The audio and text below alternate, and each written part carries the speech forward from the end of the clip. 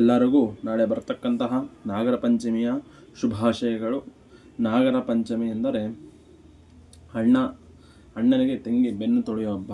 ಅದೇ ರೀತಿ ವಿಶೇಷವಾಗಿ ಕೆಲವರು ಹಿರಿಯರ ಆಚಾರದ ಪ್ರಕಾರವಾಗಿ ನಾಗ ಅಂದರೆ ಸುಬ್ರಹ್ಮಣ್ಯೇಶ್ವರನ ಸ್ವರೂಪ. ಕೆಲವು ಕಡೆ ಸುಬ್ರಹ್ಮಣ್ಯೇಶ್ವರ ಯಾವ ಆಕಾರದಲ್ಲಿರ್ತಾನೆ, ಸರ್ಪಾಕಾರದಲ್ಲಿರ್ತಾನೆ. ಎಲ್ಲೆಲ್ಲಿದ್ದಾನೆ ಸುಬ್ರಹ್ಮಣ್ಯೇಶ್ವರ ಸರ್ಪಾಕಾರದಲ್ಲಿ? ಕರ್ನಾಟಕದಲ್ಲಿ ಅಂದರೆ ಕುಕ್ಕೆಯಲ್ಲಿದ್ದಾನೆ, ಘಾಟಿಯಲ್ಲಿದ್ದಾನೆ, ಅದೇ ರೀತಿ ನಾಗಲಮಡಿಕೆಯಲ್ಲಿ 3 ಕಡೆ ಇದ್ದಾನೆ. ಅದೇ ರೀತಿ ವಿವಿಧವಾದ ಕ್ಷೇತ್ರದಲ್ಲಿ ನಾಗಾಕಾರವಾಗಿರ್ತಾನೆ ಸುಬ್ರಹ್ಮಣ್ಯೇಶ್ವರ. ಆ ನಾಗಾಕಾರವಾಗಿರ್ತಕ್ಕಂತಹ ಸುಬ್ರಹ್ಮಣ್ಯೇಶ್ವರನ ಆರಾಧನೆ ಅದೇ ರೀತಿ ಸಂತಾನಕಾರಕಕ್ಕೆ ಉತ್ತಮವಾದದ್ದು. ಅದೇ ರೀತಿ ರಾಹುಕೇತು ದೋಷ ಇದ್ದರೂ ನಿವಾರಣೆ ಆಗುತ್ತೆ. ಅದೇ ರೀತಿ ವಿಶೇಷ ಅಂದರೆ ನಾಗರ ಪಂಚಮಿ ದಿನ ತೆನೆ ಎರಿಬೇಕು.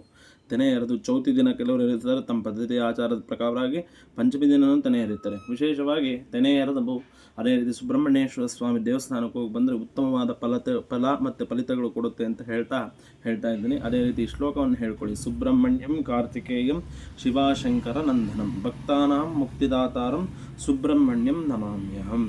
ಆಯಿತಾ? ಈ ಶ್ಲೋಕವನ್ನು ಎಷ್ಟು ಸರಿ ಆಗುತ್ತೋ ಅಷ್ಟು ಸರಿ ನೀವು ಪಠಣವನ್ನು ಮಾಡಿ. ಅದೇ ರೀತಿ ಸುಬ್ರಹ್ಮಣ್ಯ ಅಷ್ಟೋತ್ತರ, ನಾಗ ಅಷ್ಟೋತ್ತರ ಪೂಜೆ ಮಾಡ್ಕೊಳ್ಳಿ. ಮನೆಯಲ್ಲಿ ಪಠಣವನ್ನು ಮಾಡಿಕೊಂಡ್ರೆ ಅದು ಉತ್ತಮವಾದ ಒಂದು ಫಲಿತ ಪ್ರಾಪ್ತಿ ಆಗುತ್ತೆ ಅಂತ ಹೇಳ್ತಾ ಇಲ್ಲಿಗೆ ನಾಗರ ಪಂಚಮಿಯ ಶುಭಾಶಯಗಳನ್ನ, ನಾಗರ ಚೌತಿ ಮತ್ತು ಪಂಚಮಿಯ ಶುಭಾಶಯಗಳನ್ನು ಸಲ್ಲಿಸ್ತಾ ಎಲ್ಲರಿಗೂ ಉತ್ತಮವಾದ ಏನು ಸಂಕಲ್ಪ ಇಟ್ಕೊಂಡಿದ್ರು ಆ ಭಗವಂತ ಈಡೇರಿಸಲಿ ಅಂತ ಪ್ರಾರ್ಥನೆಯನ್ನು ಮಾಡ್ತೀನಿ.